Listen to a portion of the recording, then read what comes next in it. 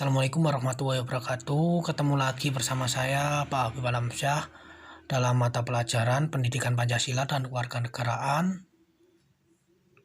Ya, sebelum mulai pembelajaran, marilah kita berdoa agar pembelajaran yang akan kita laksanakan berjalan dengan baik dan ilmu yang kita dapatkan bermanfaat di dunia maupun di akhirat. Ya, sebelumnya jangan lupa selalu jaga kesehatan untuk menangkal dari virus corona atau COVID-19. Jangan keluar rumah jika tidak penting, selalu cuci tangan, memakai masker jika keluar rumah. Berdoa mulai. Berdoa selesai.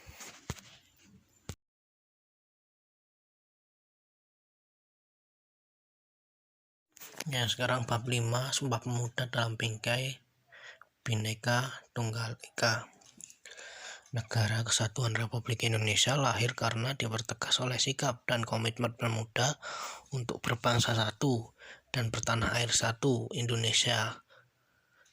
Komitmen untuk bangsa dan tanah air Indonesia diikrarkan pada 28 Oktober 1928. Sumpah Pemuda menjadi sangat penting dalam sejarah bangsa Indonesia karena telah menjadi penegas arah perjuangan bangsa Indonesia. Peristiwa sejarah Sumpah Pemuda merupakan suatu pengakuan dari pemuda-pemudi Indonesia yang mengikrarkan satu tanah air, satu bangsa, dan satu bahasa. Sumpah Pemuda dibacakan pada tanggal 28 Oktober 1928 hasil rumusan dari Kerapatan Pemuda-Pemuda atau Kongres Pemuda II Indonesia yang diyakini setiap tahunnya memperingati sebagai Hari Sumpah Pemuda. Sumpah Pemuda merupakan babak baru bagi perjuangan bangsa Indonesia karena perjuangan yang bersifat lokal kedaerahan berubah menjadi perjuangan yang bersifat nasional. Para pemuda sadar bahwa perjuangan yang bersifat nasional dan para pemuda sadar juga perjuangan yang bersifat lokal adalah sia-sia. Jadi para pemuda menyadari itu. Jadi kalau berjuang di setiap daerah-daerah sendiri, kalau tidak menjadi satu, itu akan menjadi sia-sia dan akan menjadi tidak ada gunanya jika tidak ada satu kesatuan. Bahwa hanya dengan persatuan dan kesatuan cita-cita kemerdekaan dapat diraih. Pada tahun 1908 bangsa Indonesia mulai bangkit ditandai dengan berdirinya Budi Utomo yang muncul organisasi pemuda lainnya.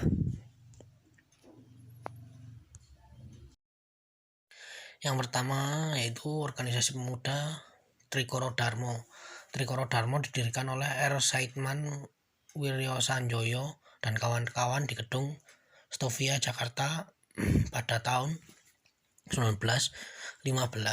Trikoro Darmo merupakan cikal bakal Java.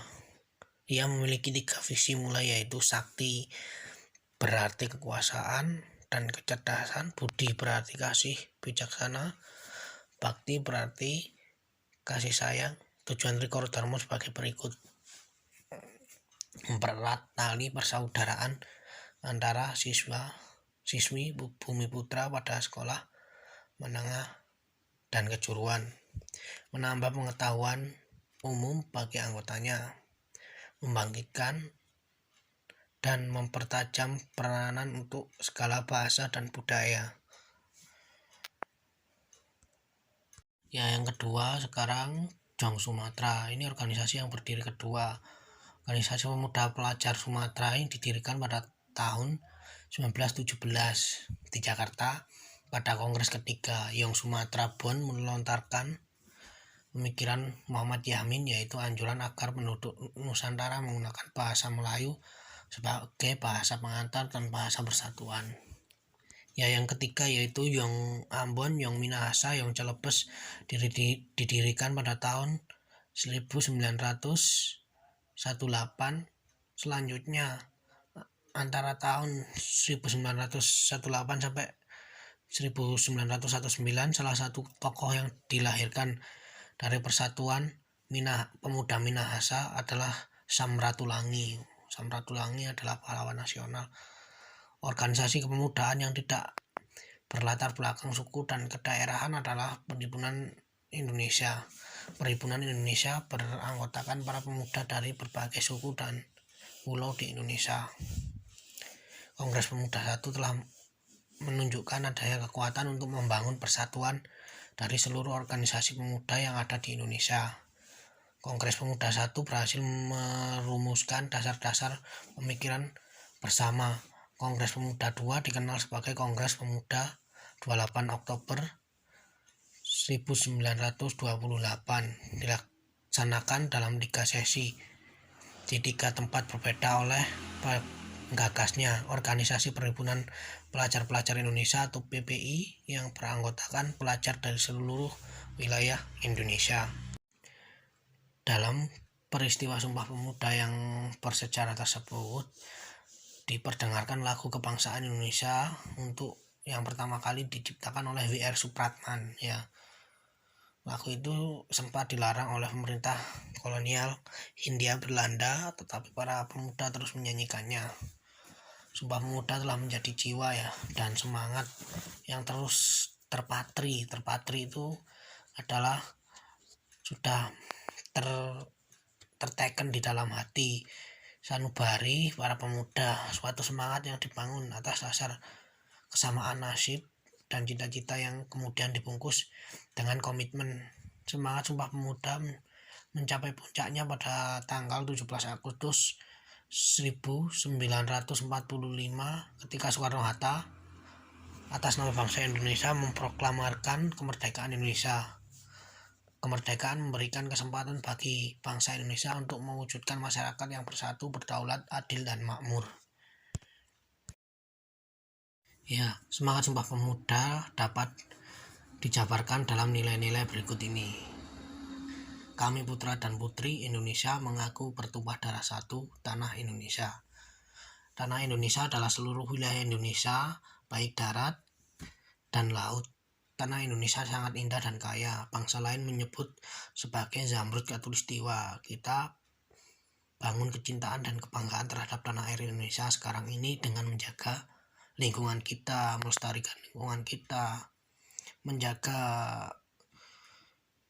cita-cita leluhur kita untuk tetap melestarikan budaya yang ada di Indonesia dan menjaga kelestarian alamnya.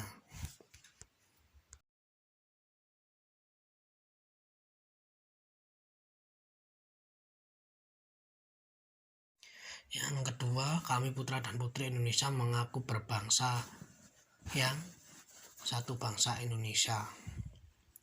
Rasa kebangsaan Indonesia tumbuh dari sejarah panjang, berawal dari hasrat ingin bersatu penduduk yang mempunyai latar belakang untuk menjadi satu bangsa. Akhirnya dideklarasikan oleh sejumlah pemuda pada saat Kongres Pemuda tanggal 28 Oktober 1928. Kita sebagai generasi penerus mempunyai kewajiban untuk melestarikan. Yang ketiga, kami putra dan putri Indonesia menjunjung bahasa persatuan bangsa Indonesia, bahasa Indonesia. Sumpah Pemuda menegaskan bahwa bahasa persatuan adalah bahasa Indonesia. Bahasa Indonesia memiliki peran yang sangat menentukan dalam perkembangan kehidupan bangsa Indonesia. Bahasa Indonesia sebagai bahasa persatuan telah berfungsi secara efektif sebagai alat komunikasi antar suku, antar daerah, bahkan antar budaya. Bahasa Indonesia tidak hanya digunakan sebagai bahasa resmi dalam penyelenggaraan kehidupan negara dan pemerintahan, tetapi juga sebagai bahasa pengantar pada jenis jenjang pendidikan. Ya, dengan adanya bahasa Indonesia yang satu, kita bisa berkomunikasi dengan seluruh rakyat Indonesia dari suku manapun atau budaya manapun, dari ras manapun, dengan menggunakan bahasa Indonesia yang ada saat ini. Itu adalah suatu produk dari kongres-kongres pemuda yang ketiga memaknai semangat perjuangan pemuda dalam perjuangan kemerdekaan Republik Indonesia. Peserta Panitia Pemuda 2 diantaranya adalah Sugondo Joyopuspo sebagai P3I, RM Joyo Marsadi Yong Java, Muhammad Yahmin Yong Sumatera Bon, Amir Safruddin Yong Batak Bon, Johan Muhammad Jai Yong Islamitan Bon, RK Jasungkono Pemuda Indonesia, Senduk Yong Celebes, Yohanes Limena Yong Ambon, dan Rojani Suud Pemuda Kaum Batavia. Ya, peserta-peserta itulah yang membentuk Panitia Pemuda 2 atau Kongres Pemuda 2. Makin banyaknya organisasi yang bermuncul seperti Budi Utomo mendorong kaum intelektual pada saat itu untuk membentuk gerakan senada dan turut ambil bagian dalam sejarah pergerakan nasional. Partai Nasional Indonesia atau PNI didirikan pada tahun 1927. PNI tumbuh dan berkembang menjadi salah satu politik berpengaruh pada saat itu. PNI sebagai partai nasional termasuk mampu berkembang dengan sangat pesat karena semua golongan dirangkul untuk bergabung bersatu. Dari sejarah Sumpah Pemuda ini dapat kita ambil nilai-nilai persatuan dan kesatuan bangsa dan membuktikan bahwa ternyata berbagai perbedaan dapat disatukan. Walaupun Sumpah Pemuda terjadi di zaman dahulu, tetapi ada nilai-nilai luhur yang masih bisa kita terima dan kita amalkan. Adapun nilai-nilai yang terkandung dalam Sumpah Pemuda yaitu cinta bangsa dan tanah air, yaitu mencintai bangsa dan tanah air dengan seutuhnya, mempersatukan, persatuan yaitu mempersatukan dari Sabang sampai Merauke. Ya, yang ketiga sikap rela berkorban. Dengan adanya sikap rela berkorban untuk memperjuangkan perjuangan bangsa Indonesia. Yang selanjutnya mengutamakan kepentingan bangsa. Mengutamakan kepentingan bangsa adalah mengedepankan kepentingan kelompok dan tidak menjadi kepentingan kedaerahan. Yang selanjutnya dapat menerima dan menghargai perbedaan. Dengan adanya Yongjong dan pemuda-pemuda daerah dan berkumpul menjadi satu, mengadakan kongres untuk dapat menerima menghargai perbedaan. Semangat persaudaraan, ya tentunya semangat persaudaraan ini terikat untuk saling silaturahmi dan saling mempererat persaudaraan dalam menjaga persatuan dan kesatuan. Yang G, meningkatkan semangat gotong royong atau kerjasama. Ya tentunya dalam menjalankan terjadi Sumpah Pemuda pada tanggal 28 Oktober 1928 itu sendiri menunjukkan bahwa pemuda Indonesia memiliki hal-hal berikut. Ya, yang pertama memiliki potensi. Potensi adalah kualitas diri pemuda. Yang B, tanggung jawab. Ya, pemuda Indonesia memiliki tanggung jawab yang kuat antara satu dan kesatuan. Yang C, memiliki hak.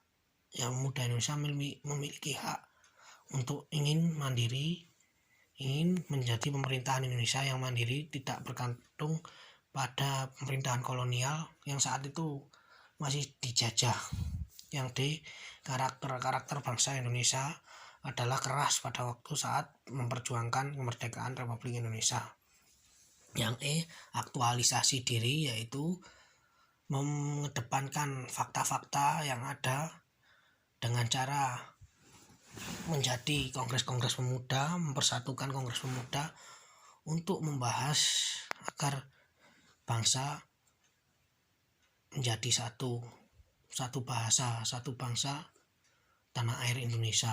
Yang C, yang F, yaitu memiliki cita-cita yang sama. Ya tentunya cita-cita bangsa Indonesia pada saat itu yaitu memiliki kesamaan cita-cita. Mungkin setelah ini akan saya putarkan video sejarah Sumpah Pemuda biar bisa kalian amati ya. Ya, terima kasih. Sebagai insinyur, saya bilang kita harus membangun di atas sebuah dasar. Dasar yang sudah ada, bukan dasar yang belum ada. Yang menjadi falsafah kita.